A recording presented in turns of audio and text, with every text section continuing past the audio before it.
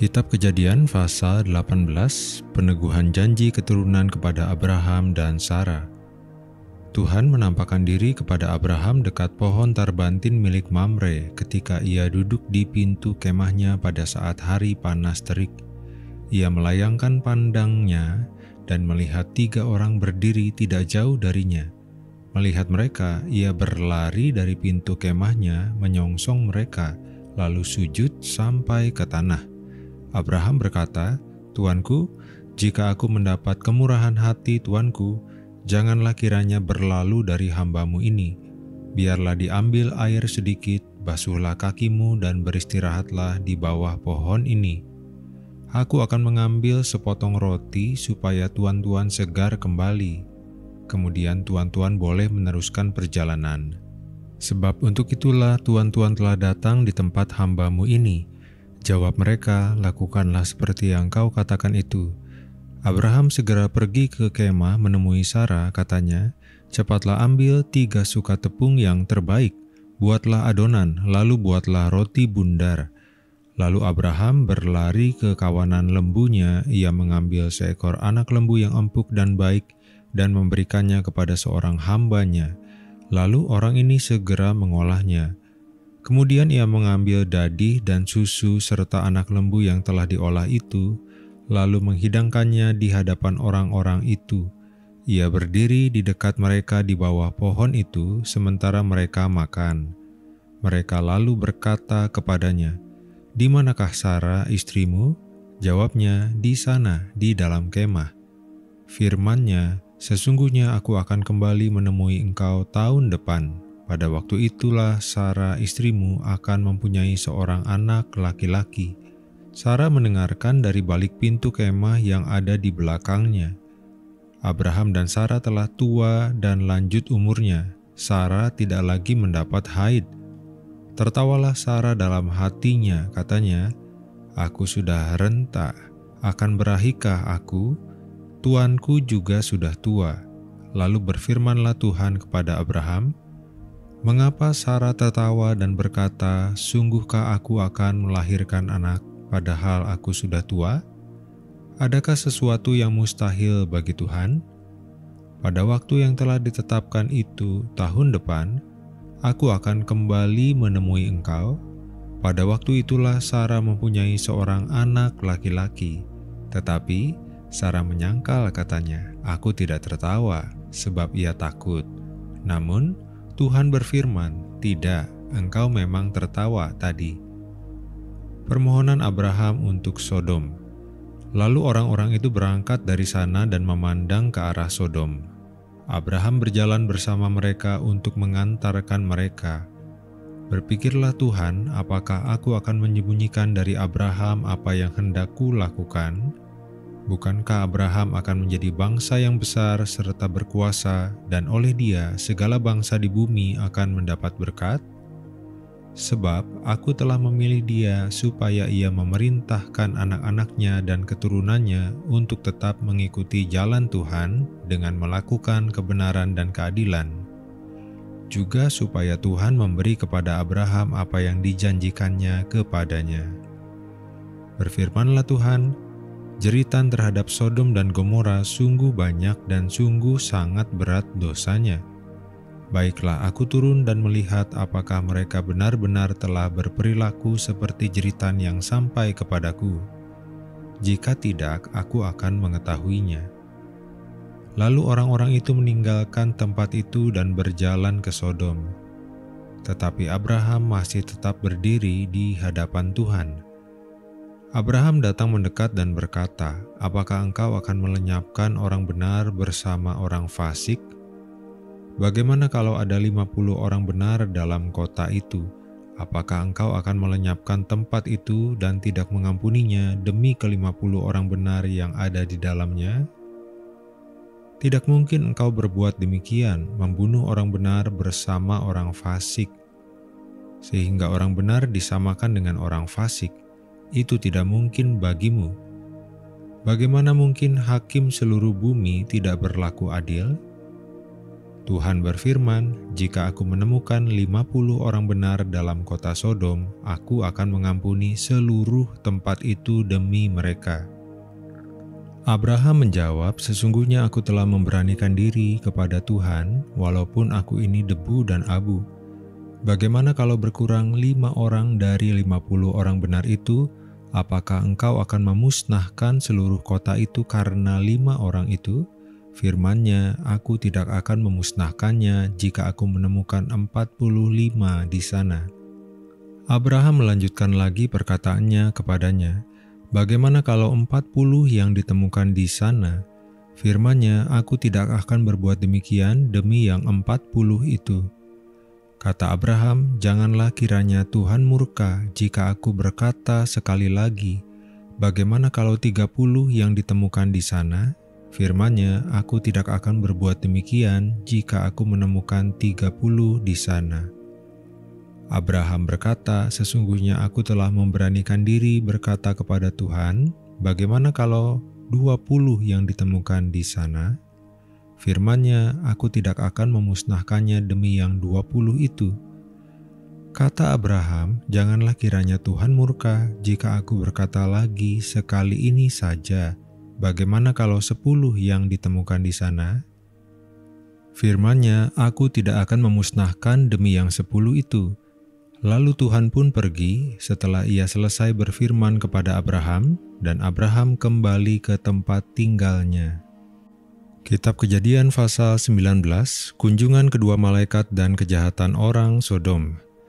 Kedua malaikat itu tiba di Sodom pada waktu petang. Lot sedang duduk di pintu gerbang Sodom. Melihat mereka, bangunlah ia menyongsong mereka, lalu sujud dengan mukanya sampai ke tanah. Ia berkata, Tuan-tuan, silahkan singgah ke rumah hamba-Mu ini, dan bermalamlah di sini. Basuhlah kakimu dan besok pagi tuan-tuan boleh melanjutkan perjalanan. Jawab mereka, tidak, kami akan bermalam di tanah lapang. Tetapi ia sangat mendesak mereka sehingga mereka singgah dan masuk ke dalam rumahnya. Kemudian ia menyediakan hidangan bagi mereka, ia membakar roti yang tidak beragi, dan mereka pun makan. Sebelum mereka tidur, orang-orang lelaki kota Sodom datang mengepung rumah itu, dari yang muda sampai yang tua, bahkan seluruh penduduk kota tanpa kecuali. Mereka berseru kepada Lot, di manakah orang-orang lelaki yang datang kepadamu malam ini? Bawalah mereka keluar kepada kami, supaya kami menyetubuhi mereka. Lot keluar menemui mereka di depan pintu dan menutup pintu di belakangnya. Ia berkata, saudara-saudaraku, janganlah kiranya berbuat jahat. Dengar, aku mempunyai 2 orang anak perempuan yang belum pernah disentuh laki-laki. Biarlah aku membawa mereka keluar kepadamu, lakukanlah terhadap mereka seperti yang kamu pandang baik. Hanya saja terhadap orang-orang ini jangan kamu lakukan apa-apa, sebab mereka memang sudah datang di bawah naungan atapku. Namun mereka berkata, menyingkirlah, kata mereka lagi. Orang yang satu ini datang kemari sebagai pendatang, sekarang mau memerintah sebagai hakim. Kami akan berbuat lebih jahat kepadamu daripada terhadap kedua orang itu. Lalu dengan keras mereka mendorong Lot orang itu dan mendekat untuk mendobrak pintu. Tetapi kedua orang itu mengelurkan tangannya menarik Lot ke dalam rumah lalu menutup pintu. Mereka membutakan mata orang-orang yang di depan pintu rumah itu, dari yang kecil sampai yang besar, sehingga orang-orang itu tidak dapat menemukan pintu. Sodom dan Gomora dimusnahkan, Lot diselamatkan. Lalu kedua orang itu berkata kepada Lot, apakah engkau mempunyai orang lain lagi di sini? Menantu atau anak-anakmu laki-laki, anak-anakmu perempuan, atau siapapun yang engkau punyai di kota ini? Bawalah mereka keluar dari tempat ini. Kami akan memusnahkan tempat ini karena banyak jeritan orang terhadap kota ini di hadapan Tuhan. Itulah sebabnya Tuhan mengutus kami untuk memusnahkannya. Lalu Lot keluar dan berbicara dengan kedua calon menantunya yang akan menikah dengan kedua anaknya perempuan. Katanya, "Bangunlah, keluarlah dari tempat ini, sebab Tuhan akan memusnahkan kota ini." Tetapi kedua calon menantunya memandang dia seperti orang yang sedang bergurau.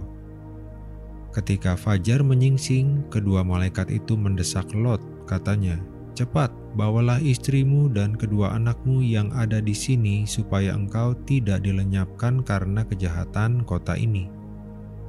Ketika ia berlama-lama, kedua orang itu menarik tangannya, tangan istri dan tangan kedua anaknya, sebab Tuhan hendak mengasihani dia. Kedua orang itu lalu menuntunnya keluar dan melepaskannya di luar kota. Sesudah kedua orang itu menuntun mereka sampai keluar, salah seorang berkata, "Selamatkanlah nyawamu, jangan menoleh ke belakang dan jangan berhenti dimanapun di lembah Yordan. Selamatkanlah dirimu ke pegunungan supaya engkau tidak dilenyapkan." Kata Lot kepada mereka, "Janganlah demikian, tuanku. Sungguh hambamu ini telah mendapat kemurahan di hadapanmu dan tuanku telah menunjukkan kasih setiamu yang besar kepadaku dengan menyelamatkan hidupku. Namun, aku tidak dapat menyelamatkan diri ke pegunungan tanpa tersusul oleh bencana itu dan mati. Lihat, kota itu cukup dekat untuk lari ke sana dan kota itu kecil. Biarlah aku menyelamatkan diri ke sana. Bukankah kota itu kecil? Dengan demikian aku akan tetap hidup." Sahut malaikat itu kepadanya, "Baiklah, dalam hal ini pun permintaanmu kukabulkan. Kota yang kau sebut itu tidak akan kujungkir balikan. Cepat selamatkan dirimu ke sana, sebab aku tidak dapat berbuat apa-apa sebelum engkau sampai ke sana." Itulah sebabnya kota itu disebut dengan nama Zoar. Matahari telah terbit di atas bumi ketika Lot tiba di Zoar. Kemudian Tuhan menurunkan ke atas Sodom dan Gomora hujan belerang dan api yang berasal dari Tuhan dari langit. Ia menjungkir balikan kota-kota itu, lembah Yordan dan semua penduduk kota-kota itu serta apa yang tumbuh di tanah. Tetapi istri Lot yang mengikuti dia menoleh ke belakang lalu menjadi tiang garam. Pagi-pagi benar Abraham pergi ke tempat ia berdiri di hadapan Tuhan itu. Ketika memandang ke arah Sodom dan Gomora serta ke seluruh tanah lembah Yordan, ia melihat asap dari bumi membubung ke atas seperti asap dari tempat peleburan. Demikianlah pada waktu Allah memusnahkan kota-kota di lembah Yordan, Allah ingat kepada Abraham. Allah pun mengeluarkan Lot dari tengah tempat yang dijungkir balikan itu ketika kota-kota kediaman Lot dijungkir balikannya. Lot dan kedua anaknya perempuan. Lot pergi dari Zoar dan menetap di pegunungan bersama kedua anaknya perempuan, sebab ia takut tinggal di Zoar. Ia tinggal dalam gua, ia dan kedua anaknya. Kata anak yang sulung kepada adiknya, "Ayah kita sudah tua dan tidak ada laki-laki di negeri ini yang dapat menghampiri kita sebagaimana lazimnya di seluruh bumi. Marilah kita beri ayah kita minum anggur, lalu kita tidur dengan dia supaya kita meneruskan keturunan dari ayah kita." Pada malam itu mereka memberi ayah mereka minum anggur, lalu masuklah yang sulung dan tidur dengan ayahnya. Ayahnya itu tidak mengetahui ketika anaknya itu tidur dan ketika ia bangun. Keesokan harinya yang sulung berkata kepada adiknya, "Tadi malam aku telah tidur dengan ayah, marilah malam ini kita beri dia minum anggur lagi. Masuklah engkau untuk tidur dengan dia, supaya kita meneruskan keturunan dari ayah kita." Demikianlah pada malam itu mereka memberi ayah mereka minum anggur lagi, lalu yang lebih muda pergi tidur dengan ayahnya. Ayahnya itu tidak mengetahui ketika anaknya itu berbaring dan ketika ia bangun. Lalu mengandunglah kedua anak Lot itu dari ayah mereka. Yang sulung melahirkan seorang anak laki-laki dan menamainya Moab. Dialah bapa leluhur orang Moab yang sekarang. Yang lebih muda pun melahirkan seorang anak laki-laki dan menamainya Ben-Ami. Dialah bapa leluhur Bani Amon yang sekarang. Kisah Abraham, Sodom dan Gomora adalah salah satu peristiwa yang paling dramatis dalam Alkitab. Kita melihat bagaimana iman Abraham yang luar biasa diuji ketika Allah berencana untuk menghancurkan kota Sodom dan Gomora karena kejahatan yang merajalela di sana. Abraham yang memiliki kerabat di Sodom berani memohon kepada Allah untuk tidak menghancurkan kota itu jika ada 50 orang benar di sana. Ia terus menurunkan angka itu sampai pada 10 orang. Melalui permohonannya kita melihat betapa besar kasih Abraham terhadap Allah dan sesama. Di sisi lain kita juga melihat kisah Lot, keponakan Abraham yang tinggal di Sodom. Ketika Allah hendak menghancurkan kota itu, Allah mengutus malaikat untuk menyelamatkan Lot dan keluarganya. Namun, istri Lot melanggar perintah Allah untuk tidak menoleh ke belakang dan berubah menjadi tiang garam. Lot dan kedua putrinya berhasil melarikan diri ke sebuah gua.